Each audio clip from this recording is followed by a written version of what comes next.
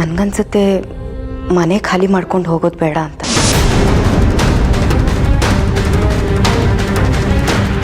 ಏನು ಮಾಡ್ತೀನಿ ನೀನು? ನಿನ್ನ ಗಂಡನ ಪರಿಸ್ಥಿತಿ ನೋಡಿದ್ಮೇಲೆ ಹೀಗೆ ಮಾತಾಡ್ತಿದ್ಯಲ್ಲ, ಅವ್ನಿಗೇನಾದರೂ ಹೆಚ್ಚು ಕಡಿಮೆ ಆದರೆ? ಅವ್ರಿಗೇನೂ ಆಗಲ್ಲ ಮಾವ, ಅದಕ್ಕೆ ಜವಾಬ್ದಾರಿ ನಾನು. ಚೌಡಿ ಉಗ್ರ ಅವ್ರು ಹೇಳಿದ್ಮೇಲೂ ನೀನು? ಹೌದು ಮಾವ, ಅವ್ರ ಮಾತನ್ನು ತಿರಸ್ಕರಿಸೋ ಮನಸ್ಸು ನನಗೂ ಇಲ್ಲ. ಆದರೆ ಈ ಮನೆ ಜೊತೆ ಇರೋ ನಂಟು ನಮ್ಮನ್ನು ಹೊರಗಡೆ ಹೋಗೋದಕ್ಕೆ ಬಿಡ್ತಾ ಇಲ್ಲ. ನಾನು ಅಶೋಕ್ ಈ ಮನೆಗೆ ತುಂಬ ಅಟ್ಯಾಚ್ ಆಗಿದ್ದೀವಿ. ಏನಮ್ಮ ನೀನು ಅಟ್ಯಾಚ್ಮೆಂಟ್ ಬಗ್ಗೆ ಮಾತಾಡ್ತಿದ್ಯಲ್ಲ?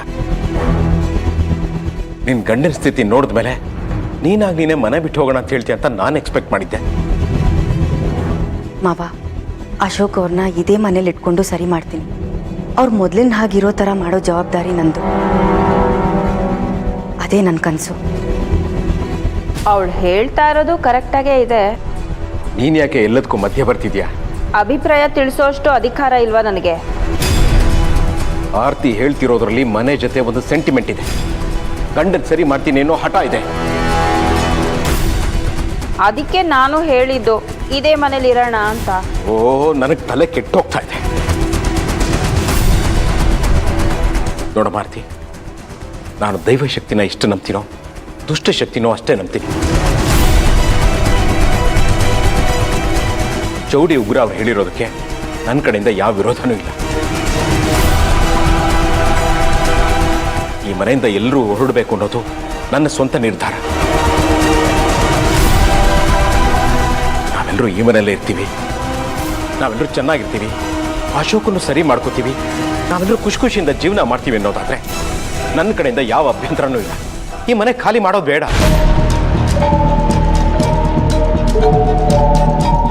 ಸರಿ ಬಿಡಮ್ಮ, ನೀನೇ ಇಷ್ಟು ಧೈರ್ಯದಿಂದ ಹೇಳ್ತಿದ್ಯಾ ಆದ್ಮೇಲೆ ನಾವೆಲ್ಲರೂ ನಿನ್ನ ಜೊತೆ ಕೈ ಜೋಡಿಸ್ತೀವಿ.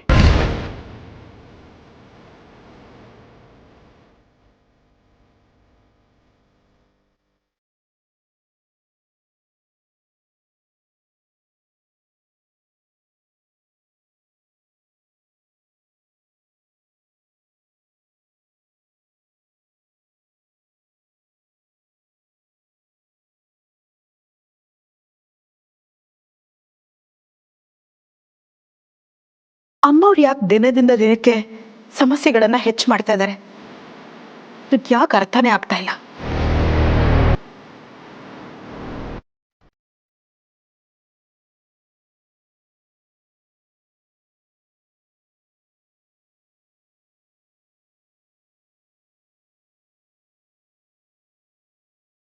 ನಾನು ನಿಮ್ಮನ್ನ ಎಲ್ಲೆಲ್ಲಿ ಅಂತ ಹುಡುಕೋದು?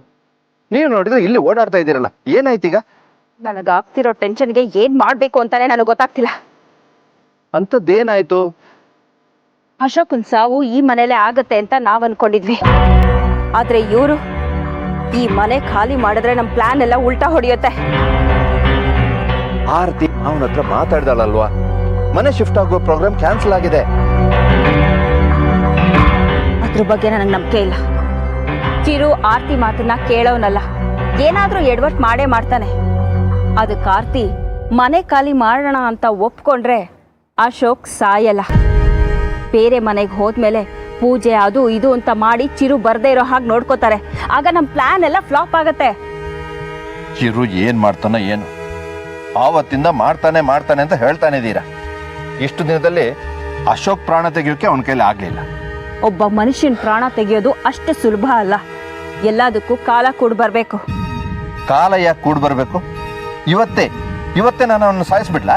ಏನ್ ಮಾತಾಡ್ತಿದ್ದೀನಿ ಅನ್ನೋ ಜ್ಞಾನ ಇದೆಯಾ ನಿಮ್ಗೆ? ಜೈಲಲ್ಲಿ ಮುದ್ದೆ ಮುರಿಯೋ ಆಸೆನಾ? ಸ್ವಲ್ಪ ಯೋಚನೆ ಮಾಡಿ.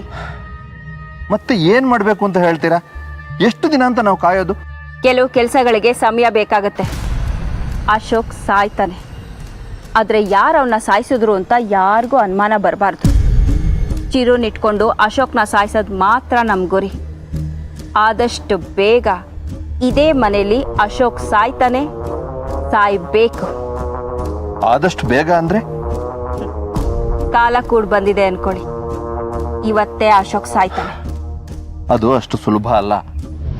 ಅಶೋಕ್ ಕಾವಲಿಗೆ ಆರತಿ ಇದ್ದಾಳೆ. ಆರ್ತಿ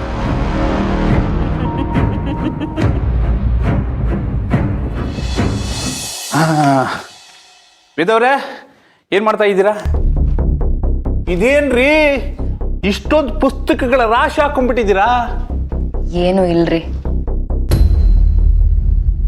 ನಿಮ್ಮನ್ನು ನೋಡಿದ್ರೆ ಏನೋ ನಿಗೂಢವಾಗಿ ಮಾಡ್ತಾ ಇದ್ದೀರಿ ಅನ್ಸುತ್ತೆ. ಏನೇನೋ ಯೋಚನೆ ಮಾಡ್ತಾ ಇರ್ತೀರಾ, ಏನೋ ಸ್ಕೆಚ್ ಹಾಕ್ತಾ ಇರ್ತೀರಾ. ಏನು ಸಮಾಚಾರ? ನನಗೆ ಗೊತ್ತಿಲ್ಲದ ಹಾಗೆ ಪೊಲೀಸ್ ಡಿಪಾರ್ಟ್ಮೆಂಟ್ಗೆ ಏನಾದರೂ ಸೇರ್ಕೊಂಡ್ಬಿಟ್ರೆ ಹೇಗೆ? ಹಾಗೇನೂ ಇಲ್ಲ ರೀ. ನನ್ನ ಅಬ್ಸರ್ವೇಷನ್ ಪ್ರಕಾರ ಚೈತ್ರ ಪ್ರಾಣ ತೆಗೆಯೋಕೆ ಯಾರೋ ಪ್ರಯತ್ನ ಪಡ್ತಿದ್ದಾರೆ ಅಂತ ಅನಿಸ್ತಿದೆ. ಏನ್ರಿ ವೇದವ್ರೆ ಈ ರೀತಿ ಶಾಕ್ ಕೊಡ್ತಾ ಇದ್ದೀರಾ? ನಿಮ್ಗೆ ಯಾಕೆ ಹಾಗನ್ಸ್ತು? ನನ್ನ ಪ್ರಕಾರ ಅಶೋಕನ ಮಿಸ್ ಆದ ದಿನ ಅವನ ಜೊತೆಗೆ ಯಾರೋ ಇದ್ದದನ್ನ ಚೈತ್ರ ನೋಡಿದಾಳೆ. ಆ ವ್ಯಕ್ತಿನೇ ಅಶೋಕ್ ಅಣ್ಣಂಗೆ ಹೊಡೆದಿರೋದು ಮತ್ತೆ ಚೈತ್ರನ ಎದುರಿಸಿರೋದು. ಪಾಪರಿ, ಅವತ್ತು ಹೆದರಿರೋ ಚೈತ್ರ ಇವತ್ತಿನವರೆಗೂ ಮಾತಾಡ್ತಾ ಇಲ್ಲ. ಅವಳ ಮಾತು ತಾನಾಗೆ ನಿಂತಿಲ್ಲ. ಅಂದ್ರೆ ಮಾತು ನಿಲ್ಸಿರೋದು. ಯಾರು? ಅವತ್ತು ಅಶೋಕ್ ಅಣ್ಣಂಗೆ ಹೊಡೆದ ವ್ಯಕ್ತಿನೇ ಇವಳಿಗೆ ಹೆದರಿಸಿರೋದು. ಚೈತ್ರ ಡೇ ಬೈ ಡೇ ಆ ಘಟನೆನ ಮರೆತು ಚೇತರಿಸ್ಕೊಳ್ಬೇಕಾಗಿತ್ತು. ಆದ್ರೆ ಅವಳು ನೋಡಿದ್ರೆ ದಿನ ದಿನಕ್ಕೆ ಕುಗ್ಗುತ್ತಾ ಇದ್ದಾಳೆ. ಅವಳಿಗೆ ಪ್ರಾಣಕ್ಕೆ ಅಪಾಯ ಇದೆ ಅಂತ ಅನಿಸ್ತಿದೆ ರೀ. ವೇದವ್ರೆ ಅವಳು ಪ್ರಾಣ ತೆಗೆಯಕ್ಕೆ ಹೊರಟಿರೋದು ಯಾರು? ಅದೇ ಗೊತ್ತಿಲ್ಲ. ಅದನ್ನೇ ಕಂಡು ಹಿಡಿಬೇಕು. ಅಯ್ಯೋ, ಉಗ್ರ ಗುರುಗಳು ಹೇಳಿದಾಗೆ ಈ ಮನೇಲಿ ದುಷ್ಟಶಕ್ತಿ ಇರೋದಂತೂ ಸತ್ಯ. ಅದು ಎಲ್ಲಿದೆಯೋ, ಯಾರ ರೂಮ್ನಲ್ಲಿದೆಯೋ, ಯಾವಾಗ ಯಾರು ಏನು ಮಾಡುತ್ತೋ ಒಂದು ಗೊತ್ತಾಗ್ತಾ ಇಲ್ಲಲ್ಲಪ್ಪ. ಅಯ್ಯೋ ವೇದವ್ರೆ, ರಾತ್ರಿ ಹೊತ್ತು ಯಾರ್ಯಾರೋ ಓಡಾಡ್ತಾ ಇರ್ತಾರಂತೆ ಈ ಮನೇಲಿ. ನೀವು ಮಾತ್ರ ಎಲ್ಲಿಗೂ ಹೋಗಬೇಡಿ, ಇಲ್ಲೇ ಮಲ್ಕೊಳ್ಳಿ. ಯಾರು ಓಡಾಡ್ತಿದ್ದಾರೆ ಅನ್ಸುತ್ತೆ ನಿಮಗೆ? ಆ ದುಷ್ಟಶಕ್ತಿ ಇರಬೇಕು. ಸರಿ, ಮಲ್ಕೊಳ್ಳಿ. ನೀವು? ನನಗೆ ಸ್ವಲ್ಪ ಕೆಲಸ ಇದೆ, ನಾನು ಆಮೇಲೆ ಮಲ್ಕೋತೀನಿ. ಇಲ್ಲೇ ಮಲ್ಕೋಬೇಕು, ಎಲ್ಗೂ ಹೋಗ್ಬಾರ್ದು. ಬಿಡಿ.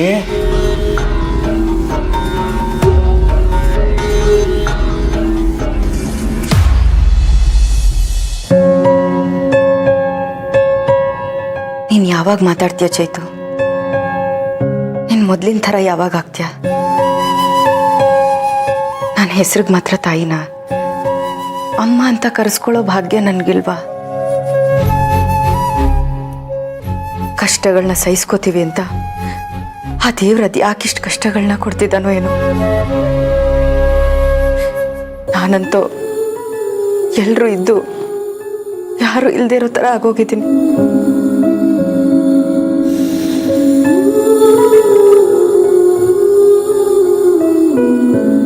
ನನ್ನ ಕಣ್ಣೀರು ಒರೆಸೋದಕ್ಕೆ ನೀನಿರೋದು ಒಬ್ಬಳೆ ಕಣೆ ಚೈತು. ಪ್ಲೀಸ್ ಮಮ್ಮಿ ಅಂತ ಕರಿಯೆ.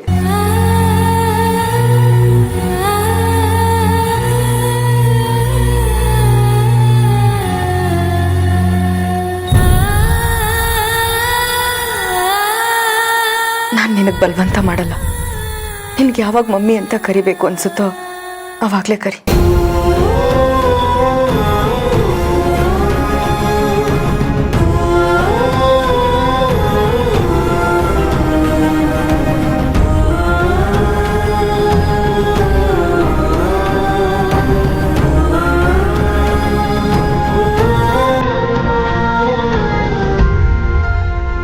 ಡ್ಯಾಡಿಗೆ ಹುಷಾರಿಲ್ಲ ಅಲ್ವಾ? ನಾನು ಅಲ್ಲೇ ಇರ್ತೀನಿ, ನೀನೊಬ್ಬಳೇ ಮಲಗ್ತೀಯಾ?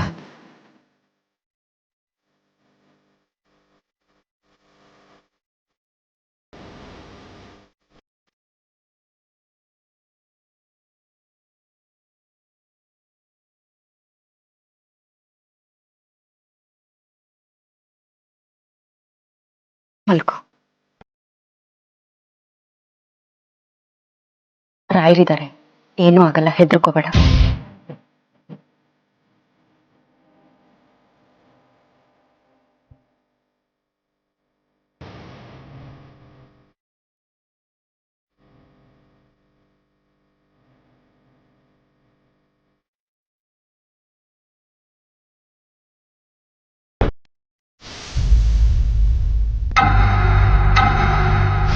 ಆದ್ರೆ ಇತ್ತೀಚೆಗೆ ಎಲ್ಲ ನಿಗೂಢ ಅನ್ನಿಸ್ತಾ ಇದೆ.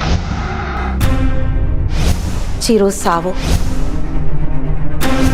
ಅಶೋಕಣ್ಣನ ಸ್ಥಿತಿ, ತೋಟದಲ್ಲಿ ಗುಂಡಿ, ಮನೆ ಮುಂದೆ ರಕ್ತ, ಕಾಗೆಗಳ ಕೂಗಾಟ, ಮನೆಯಲ್ಲಿ ಮಧ್ಯರಾತ್ರಿ ಯಾರೋ ಓಡಾಡ್ದ ಶಬ್ದ, ಎಲ್ಲ ನಿಗೂಢವಾಗಿದೆ.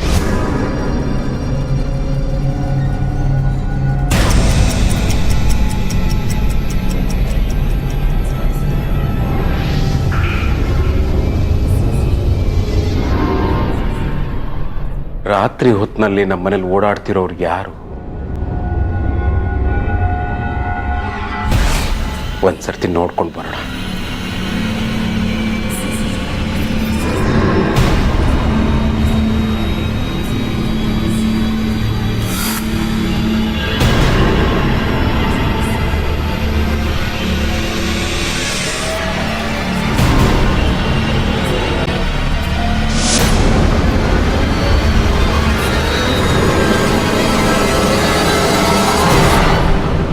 ಯಾರದು?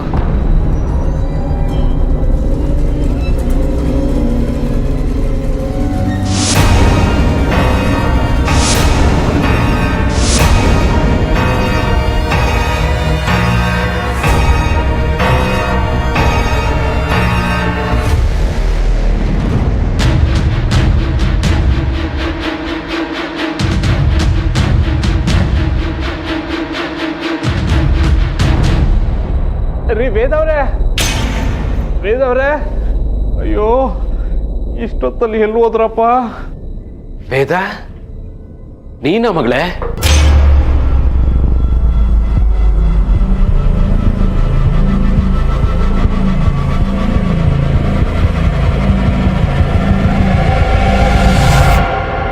ರಾತ್ರಿ ಹೊತ್ತು ಓಡಾಡೋದು ನನ್ನ ಹೆಂಡತಿ ವೇದನ?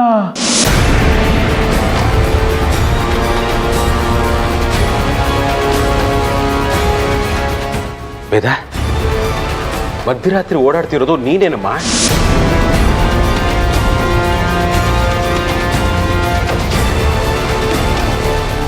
ಪಾಪ ಅದು ನಿಜ ಹೇಳಮ್ಮ, ಈ ಮನೇಲಿ ರಾತ್ರಿ ಎಲ್ಲ ಓಡಾಡ್ತಿರೋದು ನೀನೇ ತಾನೇ?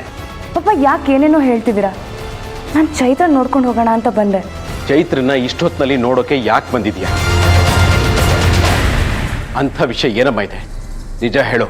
ಪಾಪ ಏನೇನೋ ಯೋಚನೆ ಮಾಡಬೇಡಿ ಪ್ಲೀಸ್. ಹೇಳ್ತೀನಿ, ಚೈತ್ರನ ಸಾಯಿಸೋಕೆ ಯಾರೋ ಪ್ರಯತ್ನ ಪಡ್ತಿದ್ದಾರೆ.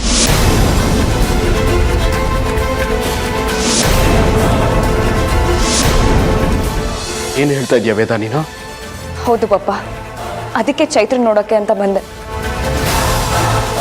ಅವಳು ಮಾತಾಡದೆ ಇರೋದು ನೋಡಿದ್ರೆ ಯಾರೋ ಪ್ರಾಣ ಬೆದರಿಕೆ ಹಾಕಿರ್ಬೇಕು ಅನ್ಸುತ್ತೆ. ಅವಳು ನೋಡಿದ್ರೆ ಪಾಪ ಅನಿಸ್ತಿದೆ ಪಾಪ. ಏನು ಗೊತ್ತಿಲ್ದಿರೋ ಕೂಸು ಅದು. ಈ ವಯಸ್ಸಲ್ಲಿ ಇದನ್ನೆಲ್ಲ ಅವಳು ಅನುಭವಿಸ್ಬೇಕಾ? ಹೇಳಿ ಪಾಪ. ಚಿರುನ್ ಕಳ್ಕೊಂಡು ಇಡೀ ಮನೆ ಇನ್ನು ಸೂತ್ಕದ ವಾತಾವರಣದಲ್ಲೇ ಇದೆ.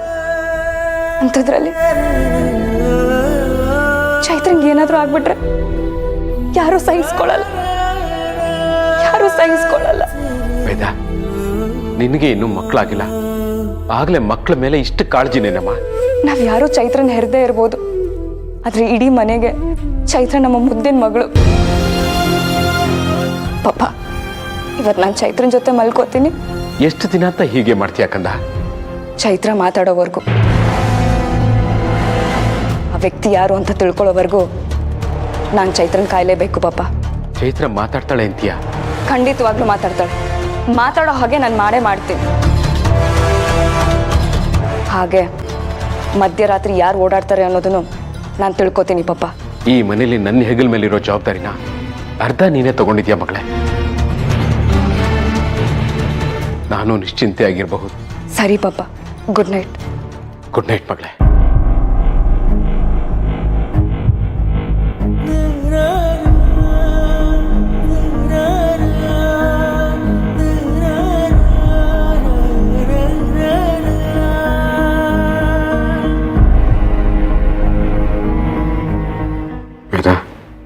ಹುಷಾರು ಮಗಳೇ.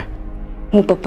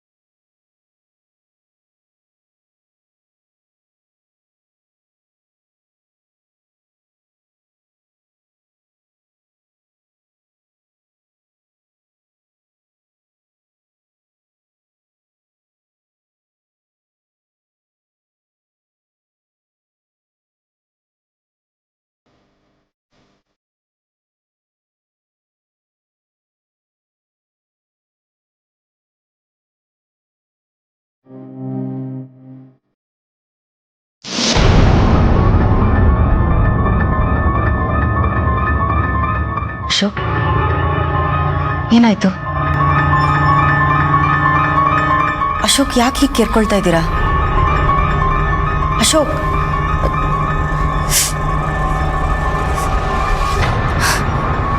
ಅಯ್ಯೋ, ಇದರಲ್ಲಿ ಏನೋ ಮಿಕ್ಸ್ ಆಗಿದೆ ಅಂತ ಅನ್ಸುತ್ತೆ.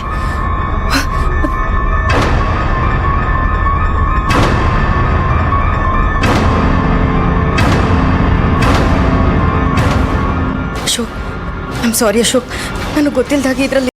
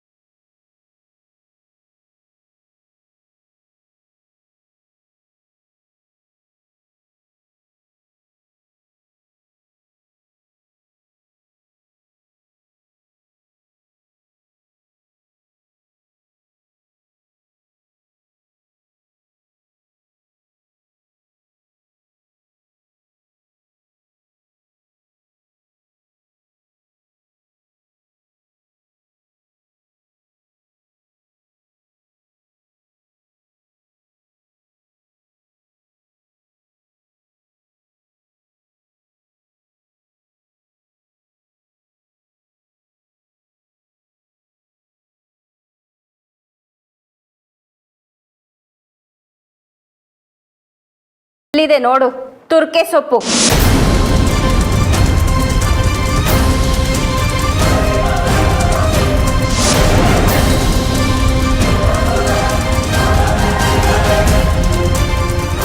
ಇದನ್ನ ಯಾರು ತಂದ್ಕೊಟ್ಟಿದ್ದಾರ್ತಿ? ನಾನೇ ತಂದ್ಕೊಟ್ಟಿದ್ದ ಮೊರೆ.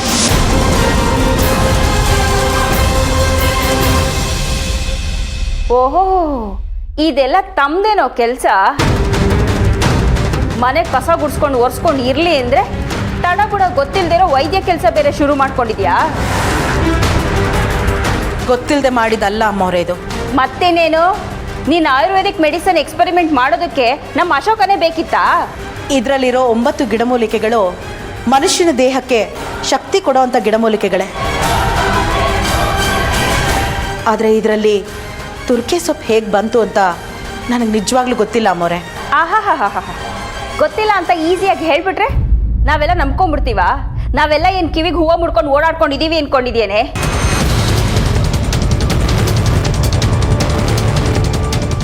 ನೆಟ್ಟಗೆ ಮುಸ್ರೆ ತಿಕ್ಕೊಂಡಿರೋದು ಬಿಟ್ಟು ಇಲ್ಲದೆ ಇರೋ ಉಸಾಬ್ರಿ ಎಲ್ಲ ಯಾಕೆ ಬೇಕು ನಿನಗೆ? ಏನೇ ನಿನ್ನ ಉದ್ದೇಶ? ಅಶೋಕನ ಪ್ರಾಣ ತೆಗಿಬೇಕು ಅಂತನಾ?